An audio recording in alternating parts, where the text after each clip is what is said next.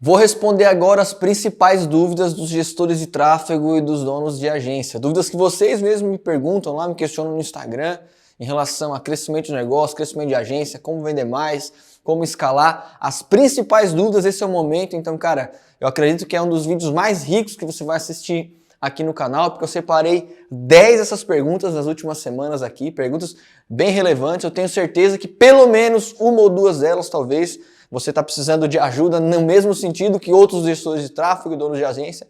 Então é fundamental que você anote todas as respostas, coloque em prática para começar a vender mais, realizar seu sonho de começar a ganhar dinheiro como gestor de tráfego, não só estudar a parte técnica, né? Realizar seu sonho de, além de prestar um serviço, ter uma empresa lucrativa, um negócio lucrativo, fazer com que a sua agência possa transformar outras empresas. Então esse é o momento, beleza? Se não está conectado comigo ainda, o que você tem que fazer? Cara, se inscreve aqui no canal, ativa as notificações também para ser lembrado das principais aulas. Se conecta comigo lá no Insta, no @nagel.guilherme. Entra no canal no Telegram, se você não entrou, tem acho que mais de 700 pessoas, donos de agência, gestor de tráfego, vendedores. Ali o link está na descrição. E o podcast eu sempre falo aqui, porque tem gente que não sabe que eu tenho um podcast no Spotify, lá o Vendedor 18cast. Se você quer ter acesso às principais aulas e conteúdos enquanto faz qualquer exercício, o link também está aqui na descrição. Beleza? Bora para a primeira pergunta, sem muita enrolação? Eu vou ler exatamente como a pessoa me perguntou, ok? Então, talvez a gente não construiu essa pergunta, né? Você acha que vale a pena prospectar clientes pessoalmente ou é melhor cold call, né? Ou é melhor a ligação por telefone, uma ligação fria? Se eu fosse devolver essa pergunta, se nós estivéssemos conversando, o que você acha? Responde aí na sua casa. O que é melhor? Prospectar pessoalmente ou cold call? Vou melhorar essa pergunta, ou pelo menos vou questionar um pouquinho mais. É mais fácil vender pessoalmente ou por telefone? É óbvio que é mais fácil vender pessoalmente. Só que, lógico, essa obviedade, vamos pensar assim, ela tem um limite aqui, perfeito? Porque a negociação, quando você está frente a frente com o cliente, você tem mais argumentos para convencer, você tem mais alternativas. Né? Além do tom de voz apenas, né? O gesto, a aparência, a sua própria movimentação, o próprio contato, uma abertura de intimidade, se você consegue ser recebido pelo cliente na sala dele, na empresa dele. Agora, qual que é o problema de prospectar assim? É a escala, perfeito? Você só tem um corpo e provavelmente os clientes que você quer prospectar não estão exatamente um do lado do outro, nem vão te receber a todo momento. Então, se você sair para fazer uma prospecção pessoalmente, dificilmente você vai ser atendido na maior parte dos casos. Então a minha recomendação é que a sua prospecção ela seja online, ela seja também não só por telefone, mas respondendo essa pergunta, para que você possa fazer o agendamento, você faça online. Se o seu negócio é local, por exemplo, a minha agência atende só mesmo clientes locais e tal, só que mesmo na minha região, eu acho legal você fazer o agendamento online e a apresentação de forma presencial. Se o seu negócio é a nível nacional, que é o que eu recomendo mais, né, para você poder ter crescimento, você pode até atender alguns clientes na sua região, mas pensar a nível nacional, até mesmo a nível mundial, senão a gente não tem barreiras para esse tipo de serviço, a minha recomendação é óbvio que você faça isso tudo online, especialmente se você atende pequenas contas, beleza? Segunda pergunta. Essa aqui é muito boa, cara, essa aqui é muito boa. Como gerar valor vendendo gestão de tráfego se eu não subir nenhuma campanha ainda? O cara é sincero, né? Eu não tenho experiência, como é que eu vou gerar valor para vender gestão de tráfego? Não consegui subir uma campanha para mostrar para o cara que eu sou assertivo. Vou ser bem prático, cara. Vou falar algo para vocês que eu falei poucas vezes. Poucas vezes. Vai dar uma surpresa em alguns aí agora. Eu já vendi individualmente, aqui, tá? Individual, tete a tete com os clientes, negociando de forma individual, mais de 1.400 contratos de marketing digital. Milhões de reais aí, tá? Eu nunca subi uma campanha no Google. Sabia disso, Everton? Nunca. Lógico que eu conheço a ferramenta. Eu nunca subi para um cliente, por exemplo, né? Mas eu conheço a ferramenta para poder vender. Mas eu nunca subi uma campanha no Google. Eu nunca subi uma campanha no Facebook. Perfeito? Então não é isso que vira o jogo para negociação. Não é isso. Perfeito? Até porque tem um monte de cara que é dono de agência, que é consultor de marketing, que vende e terceiriza. Ok? Tem outros fatores de convencimento. O cliente não contrata você. Ele não contrata você, presta atenção no que eu vou te dizer agora. Porque você vai subir uma campanha e tecnicamente ele gosta daquilo. Ele contrata você porque você vai aumentar a venda dele, você vai trazer clientes mais qualificados, você vai fazer com que os vendedores dele tenham lead para ligar. Isso vai gerar receita, dinheiro no caixa dele. No final do dia, ele quer ganhar alguma coisa e ter resultado ou não perder alguma coisa.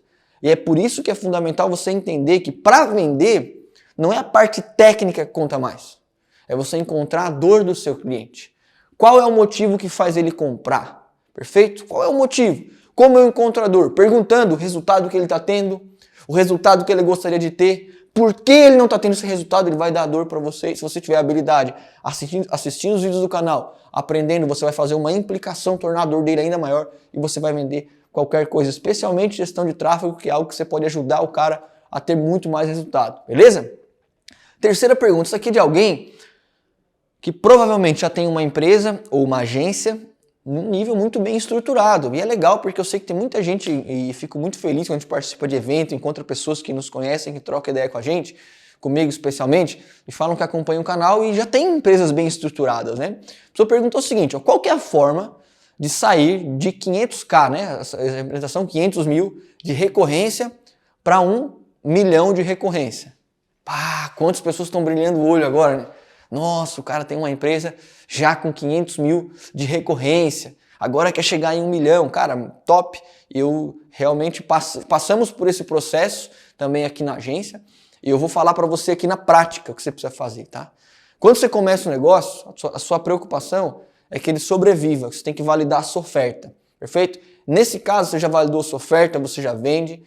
O segundo passo é você formar pessoas, especialmente nas demandas operacionais, para que você tenha tempo de gerar crescimento para o seu negócio. O terceiro passo, que eu imagino que é onde você está, é construir processos que vão automatizar a atividade das pessoas e vão validar ainda mais a sua oferta.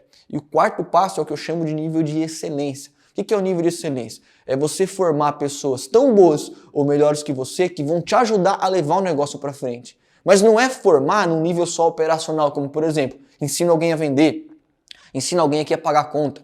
Por exemplo, se é uma agência, ensina alguém a cuidar de campanha do Google, ensina alguém a fazer site. É formar gestores que vão pensar estrategicamente. Porque é provável que no momento que você vai estar muito atarefado, seu negócio já cresceu, você vai estar bastante atarefado, muitas coisas para fazer e começam a surgir várias demandas. Você começa a ter às vezes um impasse fiscal, né? Ganhar dinheiro ou ter dinheiro ou faturar muito, o governo vai ficar em cima de você, as alíquotas começam a crescer, você vai ter que ter um enquadramento de forma diferenciada. Você começa a ter que contratar muitas pessoas, isso reduz o seu lucro, né? Porque as melhores pessoas não vão estar mais na operação diretamente, elas vão estar no níveis de gestão. E isso vai fazer com que você não consiga competir em relação a preço, por exemplo, com aquele que é muito pequeno. Você não vai ter tanta agilidade, porque você já deve ter uma estrutura, então você não vai ser tão ágil quanto quem está começando. Então é fundamental pensar nesse nível de gestão. Dicas mais práticas agora exatamente sobre venda.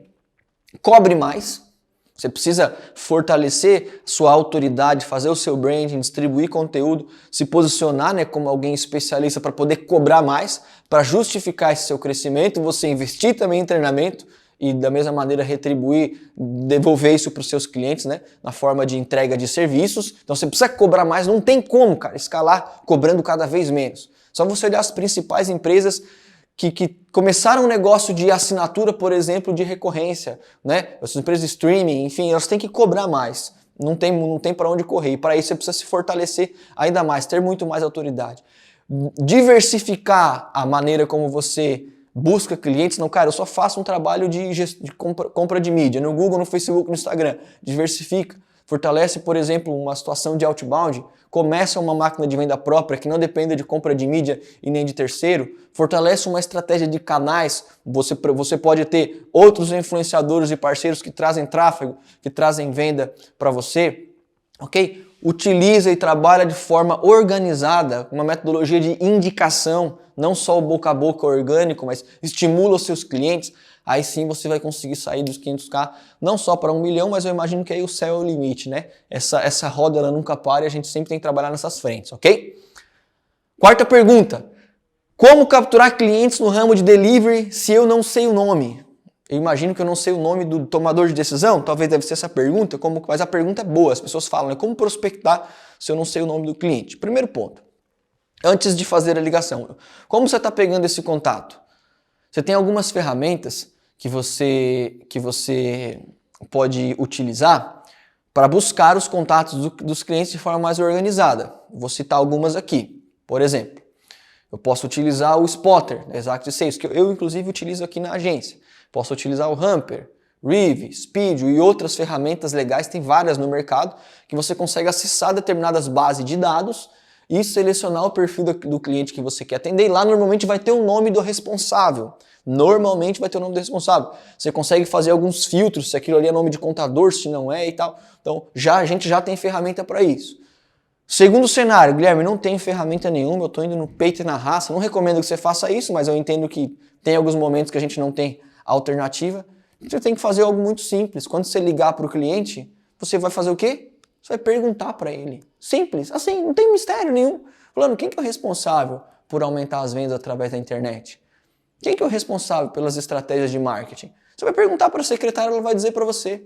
Porque você pode, me passa, se você está prospectando uma empresa de médio porte, me passa aí para o RH. O RH já responde tudo que você quer, que os RH são pessoas bem boazinhas. Você fala lá no RH, pede para passar para o time comercial, geralmente é um pessoal bem parceiro, e faça essa pergunta, quem que é o responsável? Ah, é o fulano, o João, ele é o dono da massa, beleza, passa para o João aí. É assim que funciona, galera. Tem coisas de tão simples, as pessoas acham que elas são complexas. Não é, beleza? Quarto ponto, o que fazer quando o cliente fala demais e me interrompe? Pega um pedaço de barra de ferro, alguma brincadeira, né, galera? Vou fazer isso, né? Pelo amor, né? O que você faz? Um cara fala demais. Vocês têm alguém que vocês conhecem que fala demais? Um cara fala demais. Aqui a gente, aqui no nosso, não sei se é na nossa região, mas o pessoal fala assim, ah, esse cara fala mais que o homem da cobra. É assim, né, o ditado. Né? Eu não sei porque que é esse homem da cobra, né? O pessoal fala mais que o homem da cobra. Primeiro ponto numa negociação, pessoal, é você explicar, depois de você se apresentar, ok? Que você é especialista, que você é autoridade, que você se importa, é fazer um alinhamento do que vai acontecer com o cliente. Fulano, nos próximos minutos, eu vou perguntar algumas coisas em relação à sua empresa para eu ser muito assertivo na consultoria e propor a melhor estratégia para aumentar suas vendas através da internet. Então, como vai ser a dinâmica dessa reunião? Eu vou te perguntar algumas coisas, quero que você me passe, e na sequência eu já faço essa apresentação. Quando você faz esse tipo de alinhamento, você já está fazendo com que o cliente, cara, tenha uma expectativa da negociação real do que vai acontecer e qual vai ser o time. Ele vai te perguntar, eu vou responder e assim por diante. Então, o alinhamento já resolve muitas coisas, porque você explica o processo, ok? Agora, por exemplo, o cliente começa a falar e não para mais. Sempre que ele dá aquela pausa para respirar, você entra, faz uma justificativa e traz normalmente ele para o trilho. Vou dar um exemplo prático. Você perguntou para ele, cara, quantas vendas você está fazendo por dia? Ah, meu amigo, tá difícil. Tem dia que eu não vendo, tem dia que eu vendo, não para mais. No meio do caminho, ele deu que a respirada. Não, é verdade, a gente sabe que tem alguns momentos, né, que você vende, que você não vende, mas até por curiosidade, e qual que é o ideal de venda que você gostaria de ter? Qual que é o volume que você acha que você precisa, que você merece? Você já trouxe ele de novo pro trilho. Então, você não pode deixar o cliente falar demais, porque aí ele leva, eu falo sempre uma explicação bem interessante, né? A gente tem o que a gente chama de linha reta, que é um processo para você, do cliente até a venda. Então tem várias perguntas que você faz. Você se apresenta, você faz a sondagem, né? Você identifica o que ele vende, para quem vende, como vende, onde vende, identifica a dor, faz a implicação, propõe a solução, trata a objeção e faz o fechamento. Toda negociação ela precisa seguir uma linha reta. Você tem que saber onde você quer levar o cliente. E quando ele fala demais, a linha reta está aqui. Quando ele fala demais, o cliente leva você para um negócio que eu chamo de zona de objeção. Minha letra que vocês sabem que é feia, né? Mas não dá nada. O que é uma zona de objeção? É onde você não controla. E aí o que você pergunta para ele uma coisa sobre o resultado que ele está tendo, ele leva você para algo que está aqui embaixo. Tá, mas o que não sei? Ele começa a falar uma coisa que não é importante naquele momento. E aí a gente fica com uma ligação cansativa. Já aconteceu com você? Você fica com uma ligação cansativa, com a sensação que o que você falou está sem voz, você entregou tudo, e no final o cliente fala, tá, mas peraí, o que vocês fazem mesmo? O cara não entendeu nada, porque ele controlou e ele a todo momento levou você para onde ele queria. Você não seguiu uma organização. Então, ele deu esse espaço, você interfere, se posiciona e traz ele de novo. Sentiu que isso está sendo comum? Fala para o cliente. Fulano, eu vejo que você está entregando muitas informações, só que até para ser bem assertivo, eu até vou te perguntar, você pode responder até de forma mais objetiva, para eu poder encaminhar para você a minha solução.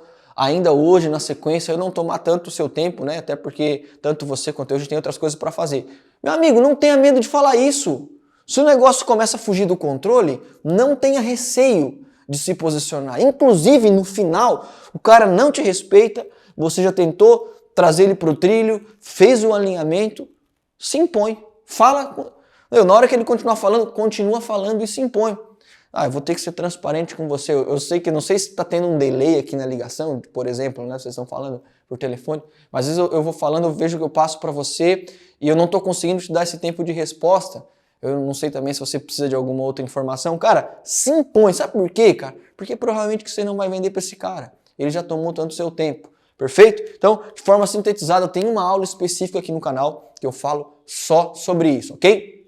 E como perder a timidez para vender, ok? Os principais vendedores que eu conheço, que mais têm resultado, donos de agência ou em qualquer outro segmento, não são pessoas que falam demais. São aquelas que, inclusive, no seu momento de intimidade, elas procuram ficar mais reclusas, perfeito? Não são pessoas que se impõem tanto, eu poderia dizer que uma boa parte delas são pessoas tímidas. Tem um livro que eu gosto muito, que chama O Poder dos Quietos. É um clássico, livro, um best-seller, O Poder dos Quietos. Acho que é Susan Cain, se eu não me engano, o nome da autora. Posso até ter cometido um erro, mas acho que é esse mesmo. Depois o Elvis confere aí no vídeo.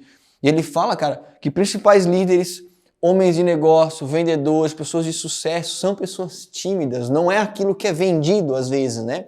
Por quê? Porque no momento que é preciso, as pessoas se sobressaem tanto, entregam tanta energia, que você fica com aquela ideia que aquela pessoa é assim o dia inteiro. E não é. Perfeito? Então, primeiro entenda, cara, que você tem que entender o seu tipo de venda. Ok? A melhor maneira de você perder a timidez é ligando e fazendo contato todos os dias, é vencendo o medo da rejeição. Por que a gente às vezes fica tímido? A gente tem medo de ser rejeitado. O que o cliente vai falar sobre o que eu estou dizendo? O que as pessoas vão pensar sobre mim? O que as pessoas vão achar se a minha empresa, se eu for lá atender aquele cliente e eu não vender? Ok, perca o medo da rejeição. Porque quando eu não tenho medo de ser rejeitado, cara, eu não tenho nada a perder. Eu vou de peito aberto. Então, o principal, nesse momento eu falo que objeção, para quem é tímido, acredita que é tímido, o que isso impede a venda, cara, é vencer, aniquilar o medo da rejeição.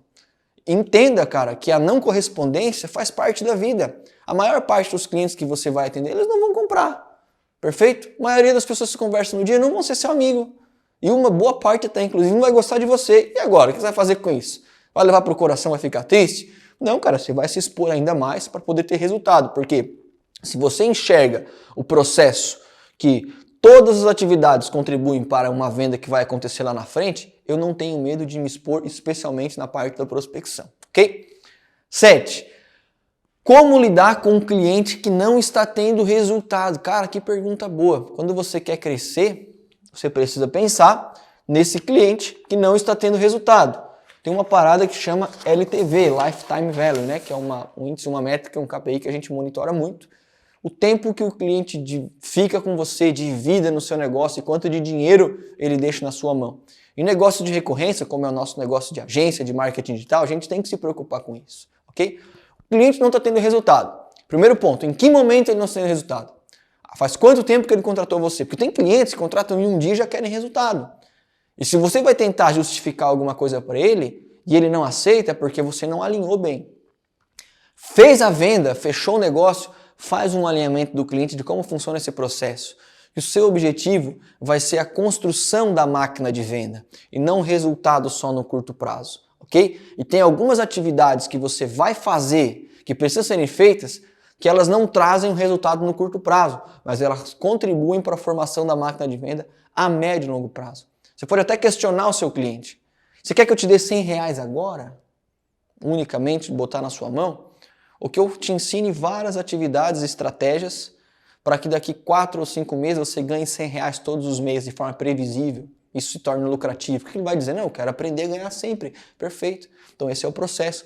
Explica para o cliente quais são as variáveis que você controla, mostre que elas estão sendo feitas, aí é preciso que elas estejam sendo feitas, e qual é o resultado, quais são os resultados que vão aparecer lá na frente, ok? Então, se esse falta de resultado é no final de um processo, por exemplo, você assinou um contrato de 8 meses com o cliente, como é o nosso caso, e lá no 8º mês ele não está tendo resultado, não teve durante o período todo, ele tem razão.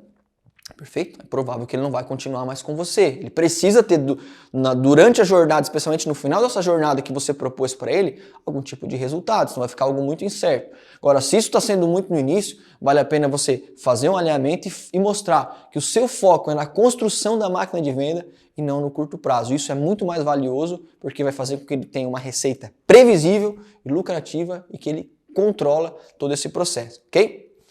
8. Dica de remuneração para closer em gestão de tráfego. O que é um closer? Gente que não sabe o que é um closer, aí tá tudo bem, né? É um título que a gente usa, veio até das empresas de tecnologia de venda, né? Para o cara que é especialista em fechar o negócio, em fazer reunião de apresentação de venda e fechar o negócio. A gente tem 3 caras pelo menos. O hunter, né, que é o caçador, que busca oportunidades. O farmer, né, aquele cara de cultivo, de relacionamento, que trabalha para manutenção dos clientes ou de relacionamentos. E o closer, que é o cara especialista em fechar negócio. Então, normalmente um pré-vendedor é um hunter, um vendedor ou um consultor acaba sendo um closer. Como eu gosto de fazer? Se você já tem uma equipe, já tem uma estrutura, né? Por exemplo, eu tenho aqui na minha agência 2, 3, 4 vendedores. Como eu gosto de fazer? Se você remunera ele de forma CLT. Você tem uma remuneração base, que pode ser o piso da categoria ou qualquer outra coisa. Essa remuneração base, ela deve ser responsável aí por 30%, 35%, 40% da remuneração desse closer, ok? Você ter uma remuneração variável, uma comissão com base nas vendas, e nessa composição é interessante que ela seja responsável também por 30%, 35%, 40% das vendas, e você tem uma outra composição atrelada à entrega de resultado de bonificação, também 30%, pode ser até 20%, 25%, no máximo 30%, com base na entrega de resultados. E aí por que eu estou falando de números assim subjetivos? Porque de acordo com a região, com o seu momento, com o tamanho da sua empresa, você vai ter um valor que é menor ou um valor que é maior, ok? Você pode ter uma relação, por exemplo, de contratação de pessoa jurídica, de um vendedor, né? E aí você consegue pagar talvez um pouquinho mais, tendo em vista que você não vai ter custos com encargos e com outras coisas. Esse eu creio que seja a forma mais segura, tá bom? 9, cliente está me deixando no vácuo. Como reagir? Você sabe quando o cliente... O que é deixar no vácuo, né? Uma expressão que se brinca. O cliente não está me respondendo. Ele está me deixando aqui parado sem nenhum tipo de resposta. Fala que vai pensar e some. Essa é a principal objeção, não é só de marketing digital, não é só de gestor de tráfego, é a principal objeção, acho que do mundo, né? O cliente que vai pensar não responde, né? A gente vai buscar o posicionamento dele, ele deixa a gente para trás, né? Deixa a gente no vácuo, como uma pessoa perguntou aqui. Essa objeção, ela começa lá na negociação, quando você faz a apresentação da proposta. Ela começa lá atrás. Porque o cliente fala assim, me manda uma proposta. Tá bom, vou te mandar uma proposta, tchau. Às vezes o cliente está te descartando e você vai lá e manda uma proposta, você não validou. Então, lá quando você for, porque normalmente o cliente só vai deixar você no vácuo, por quê? Porque você combinou alguma coisa com ele e não apareceu, perfeito? Então, lá quando ele te pede uma proposta, faça a validação dessa proposta. Entenda se de fato o pedido da proposta é porque ele precisa fazer algum tipo de validação com ele, com o sócio, alguma situação, ou é uma forma educada dele te descartar. Questiona ele sobre isso também. Pergunta para ele, né, o que ele mais gostou na sua apresentação, se ficou alguma dúvida para vocês esclarecerem, quem sabe está até impedindo ele de avançar agora. Se dependesse dele somente, se ele tomaria a decisão, de 0 a 5, qual é o nível de comprometimento com isso do trabalho, o nível do projeto. Vou mandar a proposta, qual é o horário que ele vai ler a proposta? Dá um posicionamento nesse horário que ele vai ler a proposta para lembrar, dando alguma dica também aleatória ou até que venha de encontro com o projeto. Marque o horário do follow-up o mais próximo possível e você dá as alternativas, dê 2 alternativas que sejam boas para você e você fica responsável por retornar, nunca ele responsável por retornar. Se você fazer todo esse processo, você vai perceber que os clientes vão começar a te responder. E nos extremos, mesmo assim, se eu cumprir todo esse processo, se posicione. Envie áudios e comunicação de corte. Se você fala para o seu cliente, meu cliente, isso aqui é meu último contato. Eu não quero ser inconveniente. Eu tentei contato com você nesse dia, nesse horário, eu vi que você me respondeu. Então, para não ser inconveniente, porque eu não gosto de fazer isso, eu queria saber, não sei se você está atarefado, se aconteceu alguma coisa. Se você de fato ainda está interessado em aumentar as suas vendas, questiona o cara, leva para o ego dele e questiona ele. Fulano, eu nunca desmarquei nem descumpri um horário, pelo contrário, fiz várias tentativas de contato e você não me respondeu. Mas eu não quero ser inconveniente com você. A gente pode terminar nosso relacionamento como cavalheiro. Mas eu também estou considerando que talvez você pode estar muito atarefado, falando isso num áudio, por exemplo, ou num texto. Por isso que eu quero te dar a oportunidade. Se ainda gostaria de saber mais sobre esse projeto para aumentar as tuas vendas e fazer isso, aquilo, outro, me fala melhor a hora que eu te retorno. Às vezes o cliente ele entra em si e retorna. Pode mandar uma mensagenzinha simples. Esse é meu último contato. Desistiu do projeto? Questiona o seu cliente, ok? Ele começou a deixar você no vácuo, você tem que ter alternativas de áudio de corte, beleza? Vamos lá. Seguindo. Para finalizar, indique livros de venda. Cara, livros de venda, eu acho que quanto mais a gente fala e recomenda, mais coisas boas aparecem no mercado. Eu costumo ter uma tríade, agora eu estou colocando 4 livros sempre de recomendação. Eu acho que cada um cumpre um papel importante, pelo menos na minha própria formação e na formação de outros donos de agência que eu ajudo, que eu instruo, que eu mentoro, né, de outros vendedores. 4. Primeiro clássico para mim, melhor, Spin Selling, ok? Alcançando a Excelência em Vendas, do Neil Hackman, que fala sobre o processo consultivo, né, você entender a situação do cliente. Poxa, todo o processo que eu ensino aqui, né, de uma maneira geral, assim, ele vem com base um pouco no livro Spin Selling, perfeito? O segundo livro é Os Segredos do Lobo. Ele ensina muito técnicas de negociação também por telefone, o modelo linha reta, né, lá do Jordan Belfort, que foi o personagem que através dele, né, foi inspirado a história dele, que se construiu lá o filme Lobo de Wall Street, do Leonardo DiCaprio. Não está em ordem, provavelmente, mas terceiro, A Venda Desafiadora. Esse livro é fantástico. Ele fala sobre um posicionamento diferente, não do vendedor com base em relacionamento, mas aquele vendedor que se posiciona, né? Que ele fala sobre os 4 perfis de vendedor e tal, aquele que traz mais resultado. A Venda Desafiadora é fantástico. E por último, não menos importante, um outro livro que está muito em alta agora também aqui no Brasil, do Jeb Blount, que chama Prospecção Fanática. Então ensina sobre todo esse processo de prospecção de clientes, tanto de mentalidade quanto de tecnologia. Beleza? Curtiu essa aula? Se você curtiu, essa foi demais, foi pesada, hein? Isso aí vai demorar até para carregar, para subir esse vídeo aí, tá? Então, se inscreve aqui no canal, interage comigo lá no Insta, manda uma mensagem. Se tem alguma outra pergunta, se você quer uma pergunta que seja respondida num vídeo, pode me perguntar lá no Insta ou deixar aqui nos comentários, tá bem? Aguardo você também lá no podcast, Vendedor de Educast. Faz um teste, assiste uma aula, tenho certeza que vai ser legal fazendo algum outro exercício, enfim, alguma outra tarefa. E se quiser participar do Telegram, o link tá aqui na descrição também, tá bom? Tamo junto, um abraço, valeu, até a próxima.